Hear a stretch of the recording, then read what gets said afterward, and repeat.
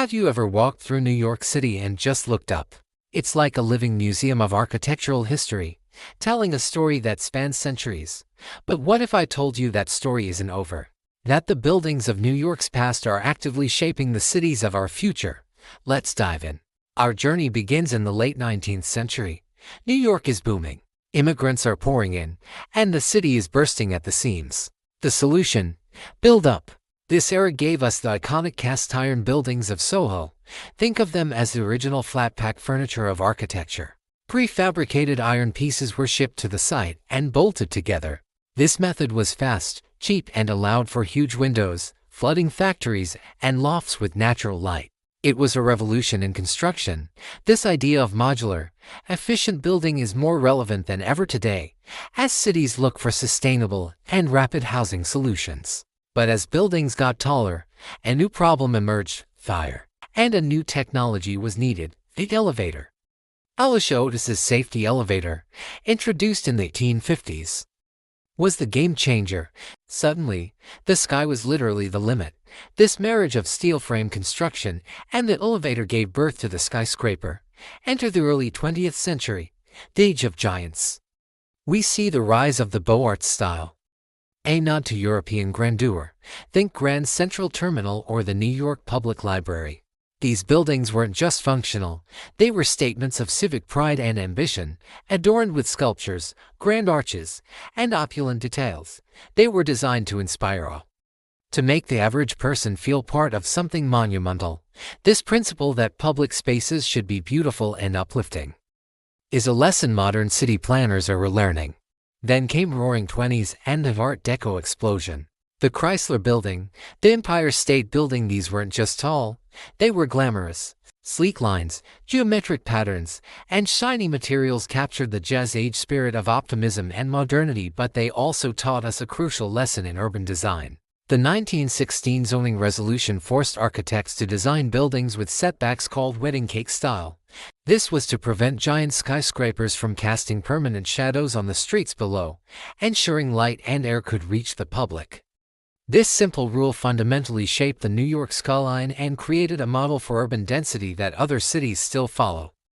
It was one of the first times a city legally prioritized the quality of public space over private development rights. After World War II, the mood shifted. The International style arrived, championing functionalism and stripping away all ornamentation. Think of the Seagram Building or Lever House.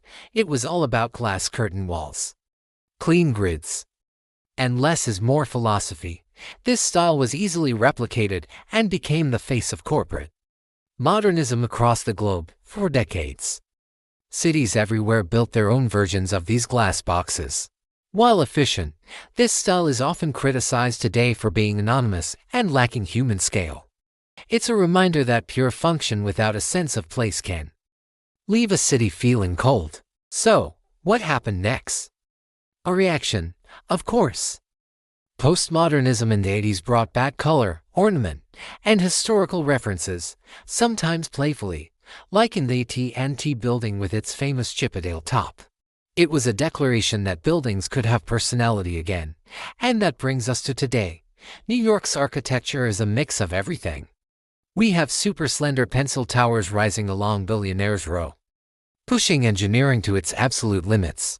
These buildings are a direct result of developers getting creative with their rights, a concept born right here in New York, allowing them to buy and use vertical space from neighboring buildings to build ever higher, simultaneously. There's a huge movement towards adaptive reuse. Old warehouses in Brooklyn are becoming tech hubs, and meatpacking district factories are now chic hotels and galleries. The High Line, a park built on an abandoned elevated railway, is a world-famous example of this. It showed cities everywhere that derelict industrial infrastructure can be reborn as vibrant public green and space. This focus on sustainability and preserving a city's character by repurposing old structures instead of demolishing them, which is perhaps New York's most important architectural lesson for this century. So, what does this all mean for the future? First, density and vertical living. As the world's population becomes more urban, New York's long history of building up offers a blueprint. But it's not just about height, it's about smart density. As the 1916 zoning law taught us, we need to build in a way that respects human scale, light, and air. Second, the future is modular. Just like the cast iron buildings of Soho, prefabrication and modular construction are making a huge comeback. They offer a path to build more affordable and sustainable housing quickly, a challenge every major city is facing. Third, the future is green and repurposed. The Highline effect is real.